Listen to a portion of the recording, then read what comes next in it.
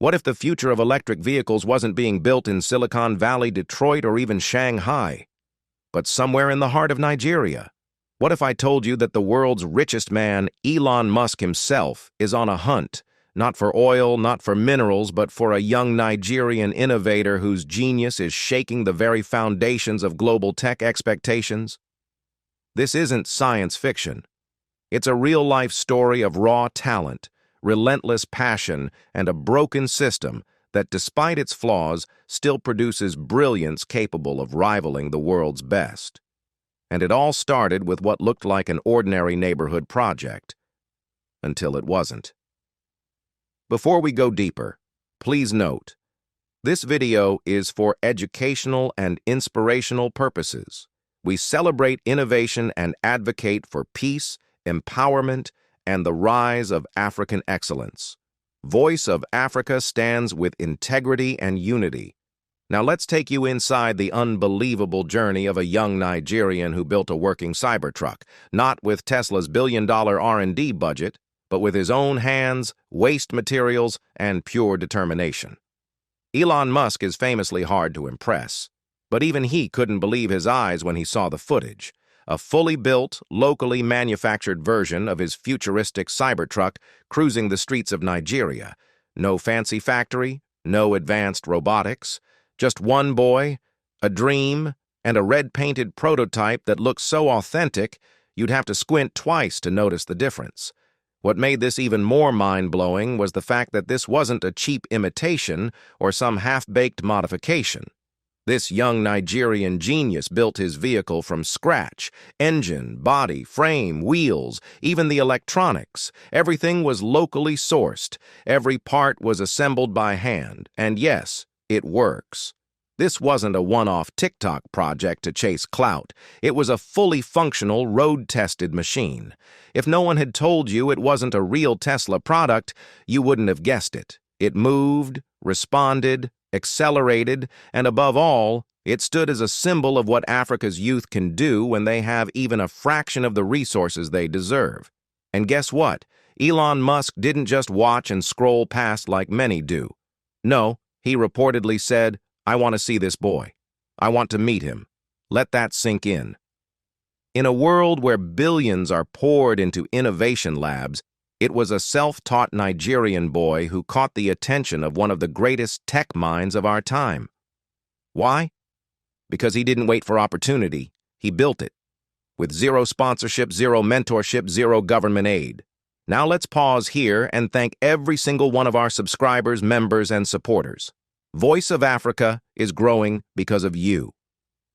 Thank you for giving African stories a global voice. If you're enjoying this video, don't forget to like, comment, and share.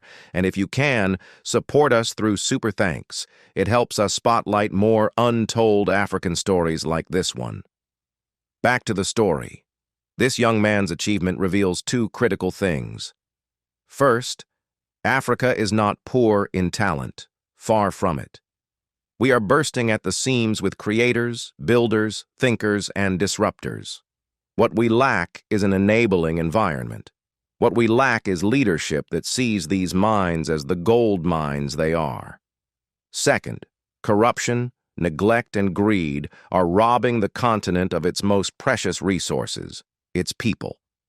Imagine what this boy could do with real funding, with mentorship, with access to global markets. Instead, what does he face?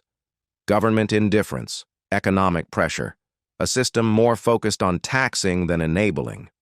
The truth is, talent doesn't die in Africa. It's strangled. Strangled by red tape, by nepotism, by outdated systems where politicians pocket billions while engineers solder wires under the hot sun, where young dreamers are told to wait their turn while the world watches China mass-produce what Africa still debates funding. China. Yes, let's talk about China. You see, China didn't wait for Western validation. They replicated, iterated, and innovated. They created their own Cybertrucks, their own tech empires. They protected their local talent. They said no to exploitation.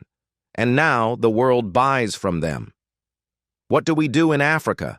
We wait. We export our oil. We lease out our gold. We even let foreign powers mine our lithium, only to return and sell us electric vehicles at 10 times the cost.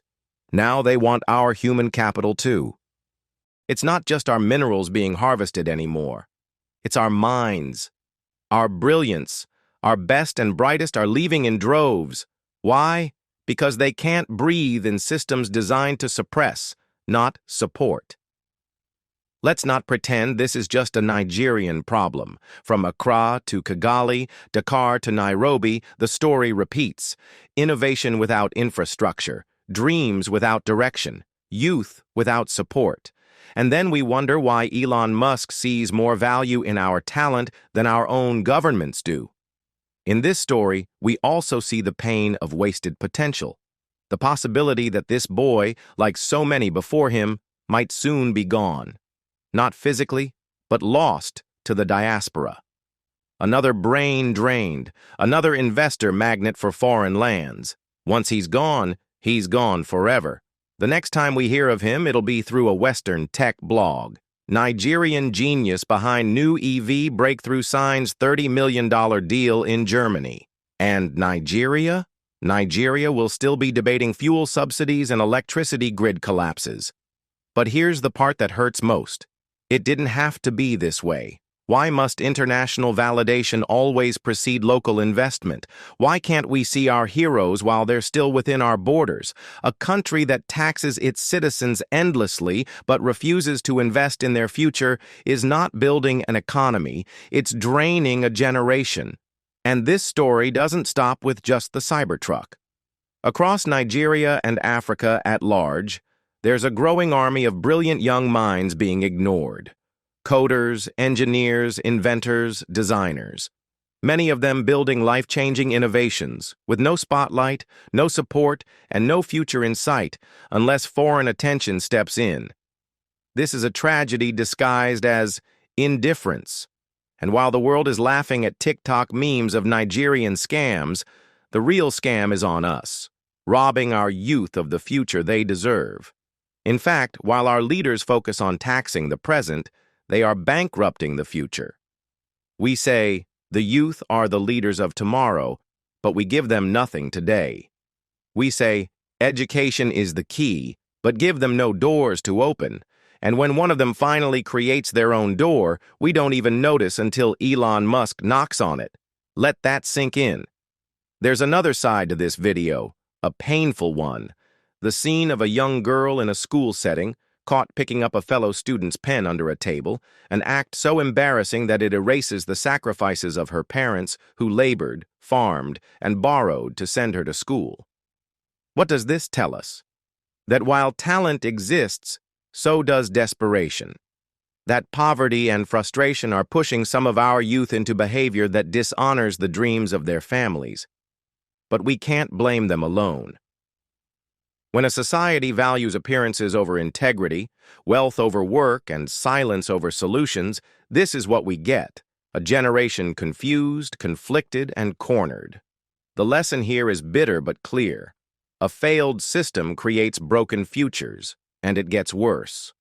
As a final note, someone once said, "The fastest way to scatter your life between the age of 20 to 35 is by paying bills that have nothing to do with you."